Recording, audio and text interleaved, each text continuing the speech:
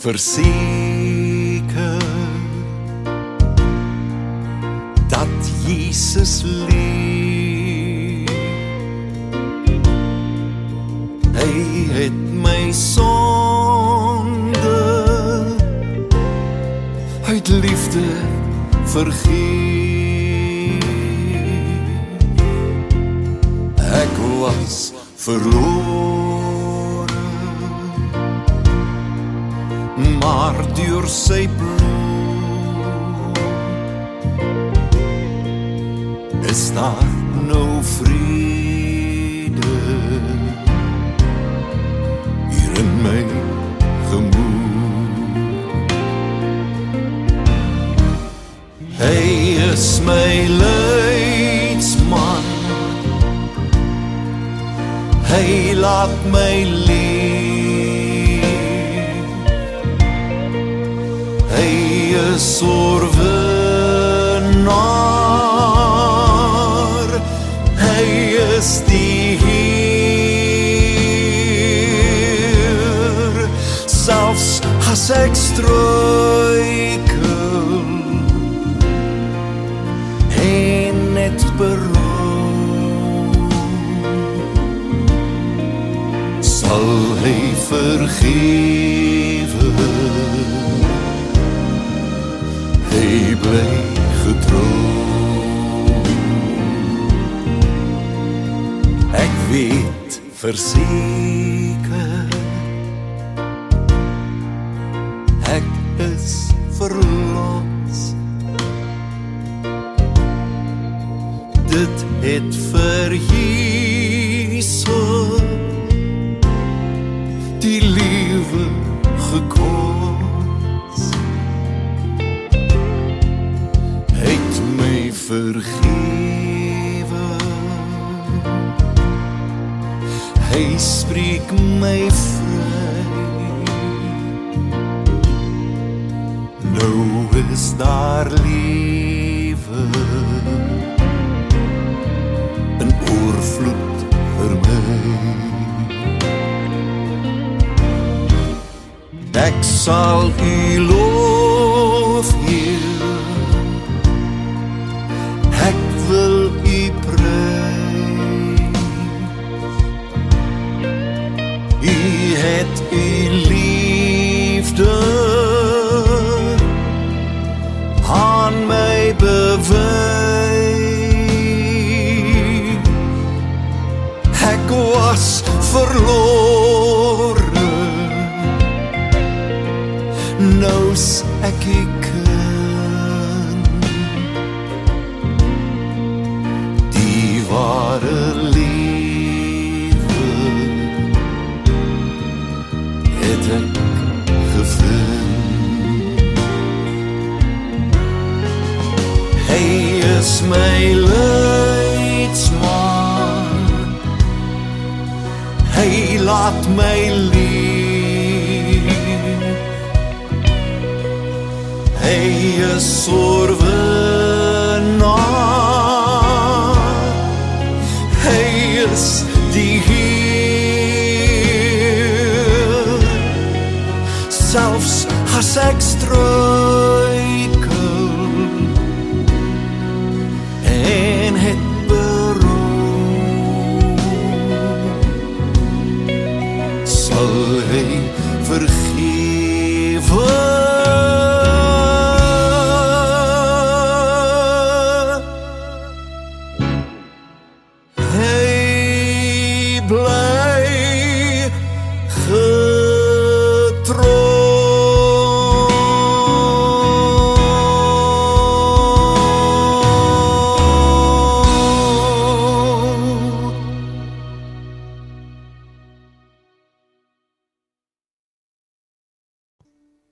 Kom ons bid saam, die kleintjies ook nog saam.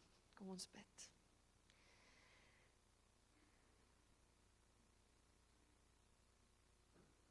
Here van die eeue, God almagtig, heilig, U wat heers oor die ganse skepping. Here, U wat was en wat is en wat vir ewig sal wees. Here, U die groot ek is. Here, hoe mag ons vandag voor U staan? Here, hoe mag ons in U teenwoordigheid verskyn? Here, hoe kan ons met ons eie swakheid en menslikheid, hoe kan ons intree in U heiligdom? Here, dankie vir die voorreg, dat ons nie meer soos die Israeliete van ouds, nie welkom was nie, Here, dat ons ook nie welkom is, Here, dankie dat dit verander het. Here Jesus, dankie dat U alles kon verander het, dat U dit vir ons moontlik gemaak het, om in 'n verhouding met die almagtige heilige God te staan. Here, maar ek kom pleit vanoggend by U, dat ons ietsie sal besef weer van die heiligheid. Here, want ons het so mak geword vir wie U is. Here, ons verloor perspektief van wie U is en wie ons is. Here, en daarom leef ons heeltemal in verkeerde verhouding met U en met die wêreld. Here, ons rig afgode op, links en regs in ons lewe, ons besef dit nie eers nie. Here, ek kom pleit by U vanoggend, dat ons net weer bewus sal word van U godheid, van die almag en die heiligheid. Here, en dat wanneer U aan ons verskyn, en wanneer U met ons praat, Here, moet ons eintlik ook soos Johannes op ons gesig val. Moet ons voor U kniel, en moet ons erken, Here, dat ons nie waardig is nie.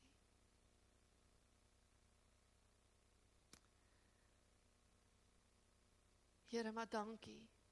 Dankie dat ons in 'n verhouding met U mag lewe. En dankie dat U met ons wil praat vanoggend. En dat U ons wil kom lei deur die Heilige Gees. Here, maak ons oop vir die leiding wat U vir ons wil kom gee, die boodskap wat U in ons harte wil kom indra.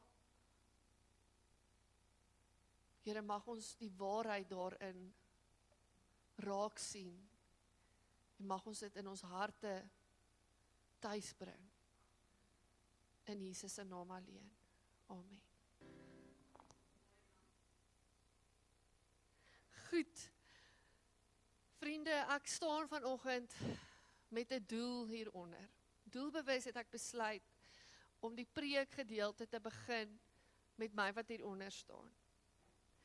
Want ek besef dat hierdie preek is net soveel vir my bedoel, soos enigeen van julle wat hier sit. Dalk meer as vir enigeen van julle. Ek beleef dit baie in my lewe, dat wanneer ek oor iets preek, dan toets die Here my daarmee. En hy kyk eers of ek self dit kan uitleef wat ek wil preek.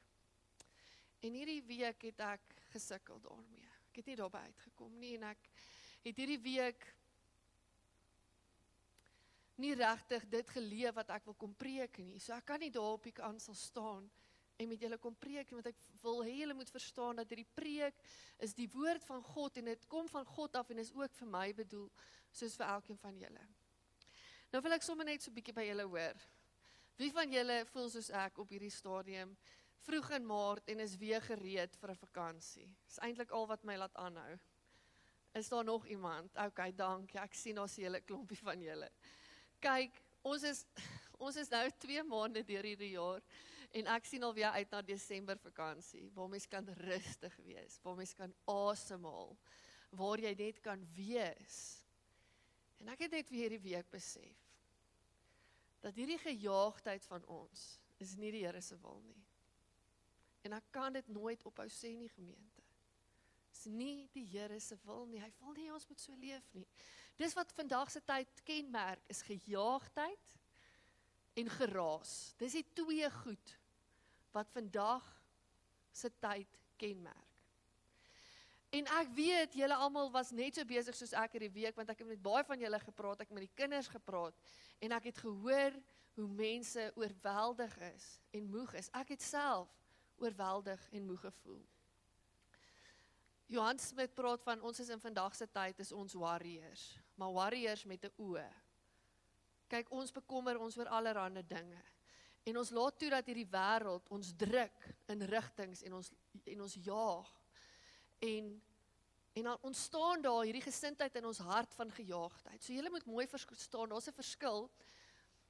Amerikaanse leierskapskonsultant, hy verduidelik dat gejaagdheid is 'n kondisie van die hart.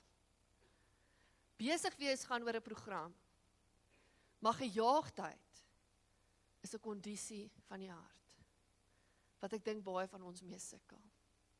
Nou, sommer net interessant, weet julle hoeveel van ons mense sterf van hartaanvalle? Mense hoor nie regtig van swart mense wat aan hartaanvalle doodgaan nie. Weet julle, hulle dink anders oor tyd as ons. Maar ons dink hulle is die dwaase.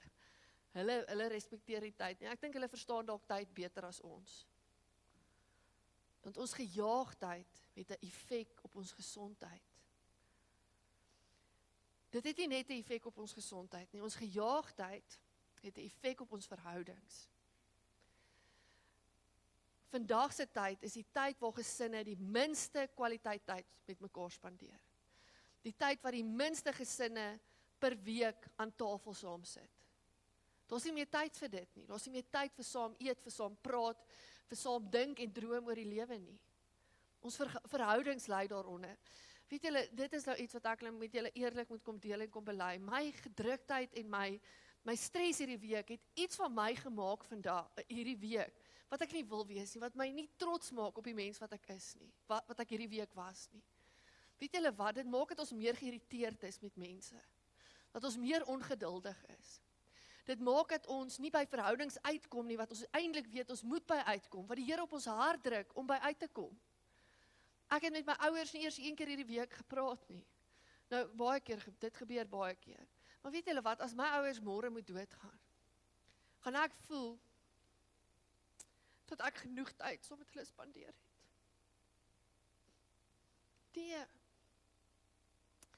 Vriende, ek en jy laat toe dat ons gejaagdheid goeders belangriker word vir ons, as wat regtig in ons harte vir ons belangrik is.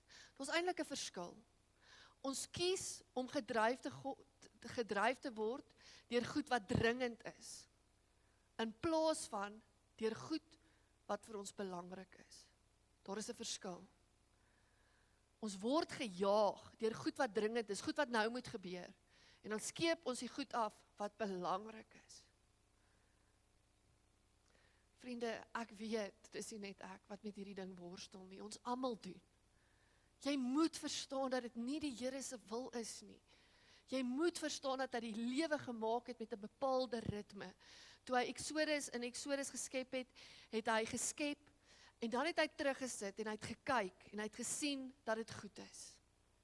Daar was 'n ritme, in die gedig wat geskryf is in Genesis, is dit 'n ritme, van werk en rus en terugkyk, werk en terugkyk, werk en terugkyk, en natuurlik dan die Sabbatdag, waar die Here self gerus het. Maar een van die volgende dominees gaan daaroor praat. Vandag wil ek fokus op hierdie ritme van rus tussenin, van stil word. Ek dink waar ons baie duidelik kan sien waar ons so gejaagde lewe is in ons voice notes. Ek weet nie of julle nou al agtergekom het nie, maar as jy na 'n voice note luister, kan jy nou die spoed verdubbel. Jy hoef nie meer na daai 3 minute lange voice note te luister en die persoon wat so stadig praat nie. Jy kan hom daai spoed verdubbel. Dalk moes ek dit nie vir julle gesê het nie, maar ek dink meeste weet dit al. Ons het eers weer tyd om 3 minute na iemand te luister om te hoor wat hulle wil sê nie. My man is baie skuldig hier aan die voice note en aan hierdie volgende ene. As ons by 'n tolhek kom, kyk hy altyd wat sy kortste ry. En as hy nie by die kortste een is nie, dan is hy eintlik so bietjie vies vir homself. Hy het verkeerde ry gekies.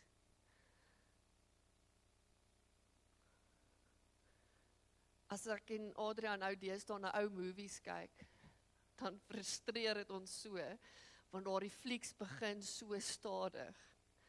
Net die liedjie, hulle speel 'n hele liedjie, wat net soos deur 'n straat stap, en ons sê ons kom net tot by die punt, en dit is in 'n kwessie van 15 jaar, wat hierdie ding so in ons verander het, dat ons nie meer kan rustig wees, en kan wag, en die oomblik kan geniet nie.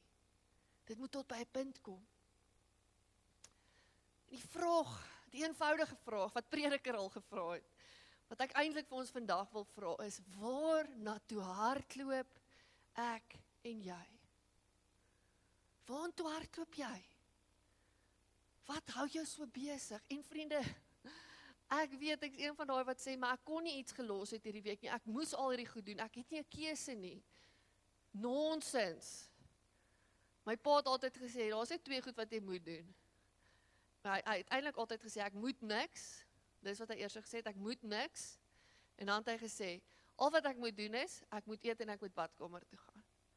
En julle, dis regtig eintlik so, ons vertel onsself, ek moet hierdie ding doen, ek moet dit doen, ek kon nie dit nie. Maar as jy regtig fyn onderskeiding gaan toepas, gaan jy agterkom, jy is besig met goed,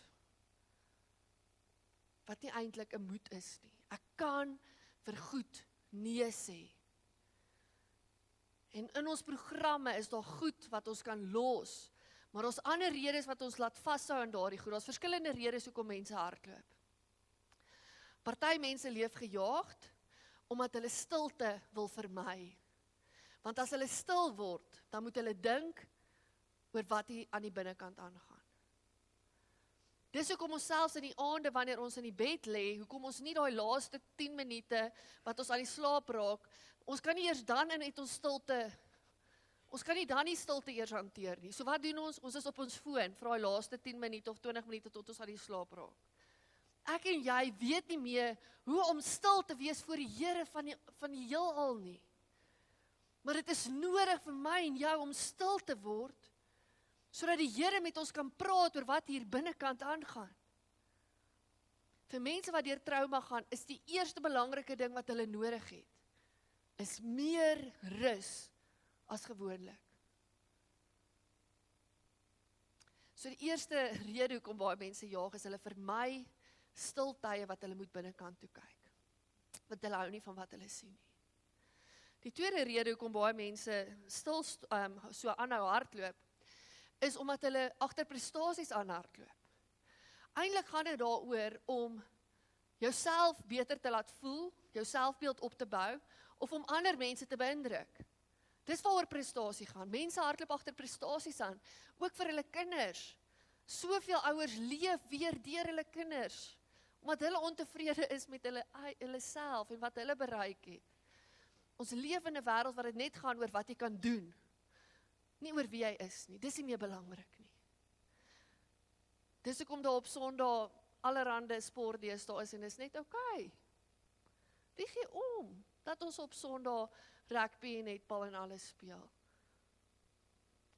Ons skryf gou-gou daai gebod in die Bybel uit. Ag, dis nie belangrik. Homoseksualiteit. Dis verskriklik. Dis eers deel van die 10 gebooie nie, maar ek en jy voel 'n veer vir die Sabbat. En ek weet, ek praat vandag hier met mense wat hier is vandag. Maar ek weet van ons is hier, wat met hierdie moeilike besluite sit. Of weet julle wat, ons lyk niks anders as die wêreld, daar buite nie. Ons gaan maar net saam met die stroom. Wanneer gaan ons begin opstaan vir dit wat die Here se wil is? Dit wat hy sê belangrik is.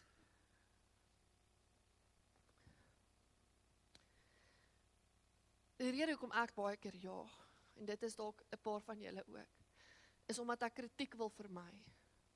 Ek is so bang, ek kom nie by iets uit nie, wat iemand later 'n vinger na gaan wys en sê, maar Dominee het nie dit gedoen nie, of jy het nie dit gedoen nie. Dit het gebeur en jy was nie daar nie. En daarom jaag ek so, want ek sê so bang, ek laat val iewers pap op die grond, en ek kry kritiek daarvoor.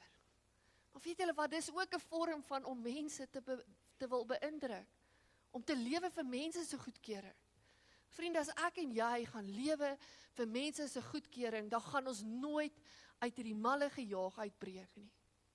Ons gaan nooit die lewe in oorvloed ervaar, die lewe van vrede, soos wat Jesus dit bedoel het nie. Ek weet nie of julle ook so voel nie, maar toe ek hierdie week dink oor hierdie tema, toe besef ek, die teenoorgestelde van vrede is gejaagdheid. As jy gejaag is, kan jy nie vrede in jou hart hê nie. En dis wat die Here kom sê, dis die vrug van sy gees, is vrede. Vrede wat alle verstand te bowe gaan. Dis wat hy vir jou wil gee, 'n lewe van vrede. Jy hoef nie te wag vir jou vakansie daarvoor nie. Hy wil dit nou vir jou gee, elke dag van jou lewe. Ek gaan nou preekstoel toe gaan, want ek glo die Here het vir ons 'n boodskap in sy woord vandag. Hieronder het ek gestaan omdat ek weet ek self net so skuldig en ek preek net so hard met myself.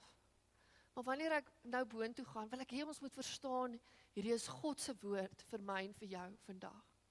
En ek gaan nie vreeslik baie oor die teksgedeelte sê nie, want ek dink die teksgedeelte spreek van self. En ek glo dat die Heilige Gees ook in jou hart gaan praat met hierdie teksgedeelte. Kom ons blaai na 1 Konings 19 toe.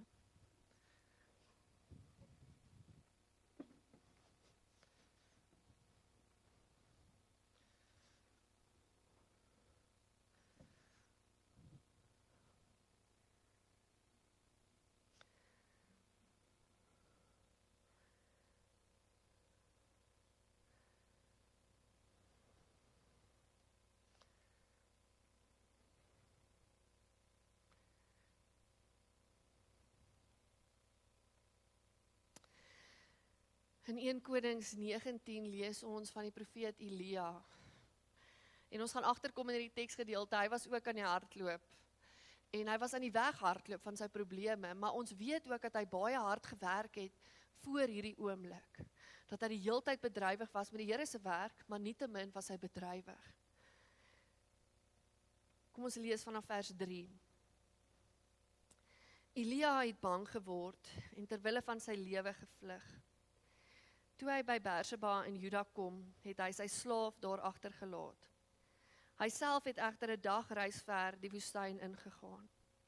Daar het hy onder 'n besembos gaan sit en gewens hy gaan dood. Hy het gesê, nou is dit genoeg, Here. Neem my lewe, want ek is niks beter as my voorvaders nie. Toe gaan hy lê en hy het daar onder die besembos aan die slaap geraak. Toe hy hom weer kom kry, skud 'n engel aan hom en sê, word wakker, eet. Toe hy opkyk, sien hy by sy kop roosterkoek, wat op warm klippe gebak is, en 'n kruik water. Hy het geëet en gedrink en weer gaan lê. Die engel het 'n tweede keer aan hom geskud en gesê, word wakker, eet. Anders sal die pad vir jou te lank word. Toe staan hy op en hy eet, en deur die krag van die kos kon hy 40 dae en 40 nagte lank loop tot by Horeb, die berg van God. Hy het in 'n grot ingegaan en die nag daar deurgebring. Toe het die woord van die Here tot hom gekom en vir hom gesê, en miskien vra die Here dit vir my en vir jou vanoggend, wat maak jy hier, Elia? Hy antwoord toe, ek het my met hart en siel gewy aan u saak, Here, almagtige God. Die Israeliete het die verbond met u verbreek, hulle het die altare afgebreek en die profete doodgemaak. Net ek alleen het oorgebly en hulle soek my om my ook om die lewe te bring. Maar die Here sê vir hom, kom uit en gaan staan op die berg voor my, die Here. Ek wil verbygaan. Skielik was daar 'n baie sterk wind wat die berg stikkend geruk en die rotse gebreek het voor die Here, maar in die wind was die Here nie. Na die wind was daar 'n aardbewing, maar in die aardbewing was die Here nie. Na die aardbewing was daar 'n vuur, maar in die vuur was die Here nie. En na die vuur was daar 'n fluistering in die windstilte. Toe Elia dit hoor, het hy sy gesig met sy mantel toegemaak en by die bek van die grot gaan staan. Toe hoor hy 'n stem wat vir hom sê, wat maak jy hier, Elia? Hy het geantwoord, ek het my met hart en siel gewy aan u saak, Here almagtige God. Die Israel het die verbond met u verbreek, hulle het die altare afgebreek en profete doodgemaak. Net ek het oorgebly en hulle soek my om my ook om die lewe te bring. Maar die Here sê vir hom, draai in jou spore om na die Damaskus woestyn toe. En as jy daar aangekom het, moet jy vir Hazael salf tot koning van Aram. En dan slaan ek oor tot en met vers 18. Maar ek sal in Israel die 7000 laat oorbly, wat nie die Baalbeeld aanbid het nie. Ek lees vir ons tot so ver vanoggend. Ek wil net 3 gedagtes uit hierdie stuk uitnoem, goed wat vir my uitgestaan het. Die eerste belangrike ding is dat die Here het nie dadelik met Elia begin praat nie. Toe Elia weggehardloop het hy nie met 'n storm aan Elia verskyn en gesê, stop jy nou en luister nie. Wat die Here gedoen het, hy het hom eers liggaamlik versorg. Hy het eers seker gemaak, hy kry genoeg rus in, hy slaap, hy het 2 keer geslaap. En God het seker gemaak, hy kry kos om te eet, sy liggaam word versorg. Ek en jy moet verstaan, dat ons liggaamlike sorg, maak pad vir geestelike sorg. As ek en jy so aangedryf word deur die lewe, en ons eet ongesond, en ons oefen, en ek praat nou weer hard met myself, en ons oefen nie, dan kan ons nie verwag dat ons liggaam op 'n plek is waar die Here actually met ons kan praat nie. As ek en jy so moeg is dat ons op 'n Sondagoggend nie ons oë kan oophou nie, dan moet jy besef dat jy moet kyk na jou liggaam sodat jy die Here kan hoor. As ek en jy so moeg is dat ek in die aand, wanneer ek my tyd van stilte het saam met die Here en ek kan dit nie benut nie, dan moet ek besef my liggaam is nie gesond genoeg sodat ek geestelike versorging kan kry nie. Die Here kom sorg vir Elia, hy maak seker hy slaap en hy eet. En dan praat hy eers met Elia. Die tweede ding wat ek wil noem is, ek en jy kan nie vir mense leef nie. Want dan word ons die wêreld se marionette. Daardie poppe wat so met touwtjies getrek word vir die jonges. Ons word dan beheer deur hierdie wêreld. As ek en jy deur die wêreld, as dit vir my en jou so belangrik is wat die wêreld dink, dan is dit die wêreld wat jou gaan beheer en nie God nie. Die derde ding is dat dit het Elia se perspektief totaal en al verander toe hy in 'n ontmoeting met die Here ingaan. Elia kom klaar by die Here en hy sê al die mense het dood gegaan. En dan sê die Here nie vir hom, kom ek verduidelik vir jou nou wat is die situasie nie. Nee, die Here kom wys homself vir Elia. Hy kom wys sy teenwoordigheid vir Elia. Want wanneer ek en jy bewus word van God se heiligheid, dan verander iets hier aan ons binnekant. Die Here kom verander Elia se perspektief. Elia sê 2 keer, net ek het alleen oorgebly. In vers 18 lees ons, daar's nog 7,000 ander. Wanneer ek en jy ontmoeting met die Here het, verander dit ons perspektief op die lewe.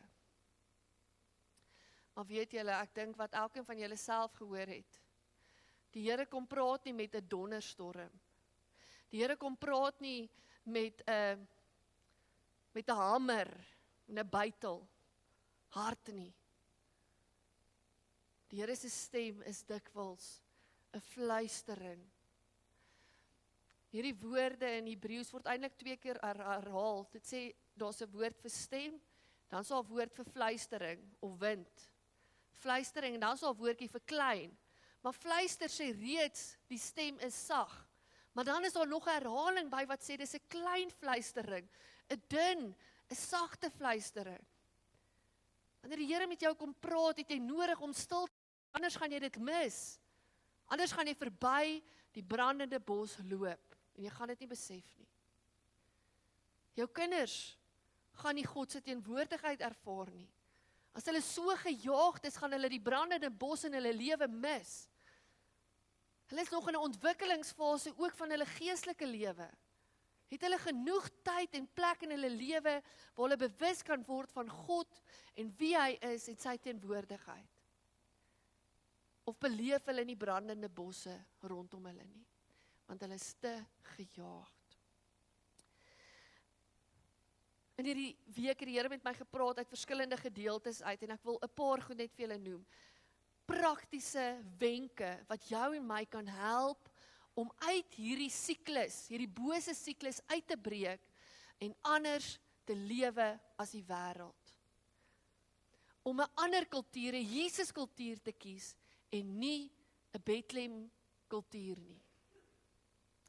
Die eerste ding is wat ons by Moses al leer, en by Elia. Leef bewus van God. Al is jy besig, al is jou program vol, kies om bewus te leef van die feit dat jy op heilige grond beweeg. Dat daar brandende bosse rondom jou is. En as jy nie vir 'n oomblik gaan stil staan nie, gaan jy dit mis. Leef bewus van God se teenwoordigheid by jou.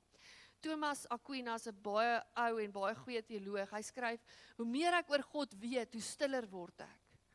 Dis God se uitwerking op jou, is stil, is stilte, is vrede. Word bewus van wie God is, van sy heiligheid. Nou gaan jy nie anders te kan as om stil te word, maar weet julle wat doen ons? Ons wil gou in die hemel in hardloop, sê, okay Here, dit en dit, ek kan hardloop ons weer uit die hemel uit. Besef dat jy besig is om op heilige grond te beweeg. Dit vra van ons om rustig te wees. Om binne daardie heiligheid in te gaan.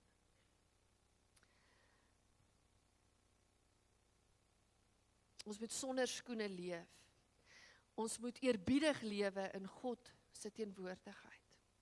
Die tweede wenk wat ek hoor uit die woord uit is om stadiger te leef. Weet julle, dis hoekom ons so hinker na vakansie, want in vakansie leef ons stadiger.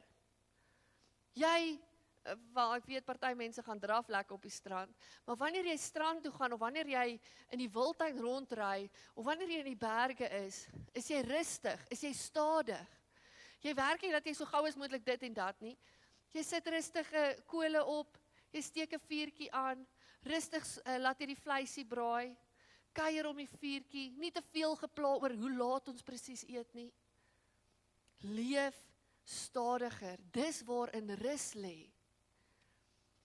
Wanneer ons stadiger leef, gaan ons meer in verwondering kan leef. Ons gaan weer hierdie mooi natuur van Bethlehem rondom ons raak sien. Wanneer jy op pad is na die atletiek of die sport toe, sien die mooi rondom jou raak, die mooi natuur. Moenie so gestres en gejaagd lewe, ons moet nou so laat daar aankom en as ek nou nie gaan die juffrou nou dit en dat en dat. Word bewus, leef stadiger, leef in verwondering, want jy gaan vir God daar ontmoet. Vriende, en dan wil ek voorstel om dit te oefen. Oefen dit op praktiese maniere. Kies om jou voice note nie vinnig te stel nie, om dit op sy langste te stel. Kies om partykeer die langste ry te vat in die tolhek, nie die kortste nie. Maak doelbewuste keuses om stadiger te gaan, nie vinniger nie. Neem in wat rondom jou aangaan. Vriende, kan ek hierdie interessante gedeelte met julle deel? Levitikus 19. Vra die Here van die Israeliete om minder produktief te wees. Ons as kapitaliste plaas groot waarde aan produktiwiteit. Jy moet op jou produktiefste wees. Nie die Here nie. Hy is die een wat ook vir Martha gesê het, Maria het die beste posisie gekies om hier by my te wees, nie aan te hou werk soos jy nie. So Madeleine, jy wat ook maar Marthaitjie is, luister mooi. In Levitikus 19, vra die Here vir die Israeliete, moenie jou land heeltemal oes nie. Los die hoeke van die land oop. Moenie op jou produktiefste wees nie. Ja, dit gaan oor die sorg van die armes. Maar dit gaan ook oor dat die Here sê, jy hoef nie gulsig te wees nie. Ons is gulsig met tyd. Ons produktiwiteit is gulsigheid oor tyd. Jy hoef nie alles vir almal te wees nie, jy hoef nie alles te doen nie. Jy mag na jou program gaan kyk en kyk watter 1 of 2 of 3 goed jy kan afhaal, sodat jy op 'n Sondag in die kerk kan wees, sodat jy tyd het saam met die Here, sodat jy nie aan die slaap raak wanneer jy tyd saam met die Here spandeer nie. Maak spasie in jou lewe vir die Here, of dit gaan so wees, of die Here gaan vir jou nie belangrik wees nie.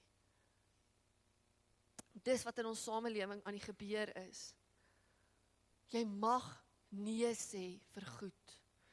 Jy moet nee sê vir goed, wanneer dit jou verhouding met die Here benadeel. Net 'n laaste gedagte. Die Here Jesus kom sê in Matteus 6, soek allereers die koninkryk van God en al die ander dinge sal bygevoeg word. Maar maak seker jou prioriteite is reg. Koninkryk van God gaan oor, hoe gaan hierdie wêreld lyk as God totaal en al op die troon sit in hierdie wêreld? Hoe gaan dit dan lyk? As God se wil totaal en al in hierdie wêreld geskied, hoe gaan dit lyk? Dis waarvoor jy moet werk. In jou eie lewe, dat God se koninkryk in jou eie lewe begin, en God se koninkryk in ons gemeenskap. Dit is wat ons fokus moet wees. Soek allereers die koninkryk van God. Enigiets wat belangriker in jou lewe is as God se koninkryk, is 'n afgod. En ek en jy moet eerlik wees met mekaar. Tussen my en tussen julle almal is hier 'n klomp afgodsdienaars. Ons maak goed belangriker as God en as sy koninkryk. En ons betaal die prys daarvoor. Kom ons maak weer ons prioriteite reg, sodat ons 'n lewe kan lei wat God vir ons bedoel het. 'n Lewe van vrede. Kom ons bid saam. Here Jesus, ons sukkel met hierdie ding. Ek dink dit is die grootste sonde van ons tyd. Dit is die grootste uitdaging van ons tyd. Here, en dit het so groot invloed op ons kinders van ons samelewing en my hart breek vir hulle en ek kan net myself indink hoe u hart breek vir ons as mense. Here, u sien hoe ons vasgevang is in kettinge van gejaagdheid. Here, en hoe ons werklik nie eintlik vry leef en met vrede in ons harte leef nie. Here, en ek weet, u wil soveel meer vir ons hê. Here, u wil hê ons moet lewe in oorvloed ervaar. Nie 'n lewe wat ons lewe van vakansie tot vakansie nie, maar 'n lewe wat ons in elke week bewus kan wees van u teenwoordigheid, u grootheid, in verwondering kan lewe. Here, en dat ons u vrede in ons harte kan ervaar. Sal u ons help om uit hierdie verskriklike bose siklus uit te breek. Here, dat ons op 'n punt sal kom dat ons sê, genoeg is genoeg. So kan ek en my gesin nie verder nie.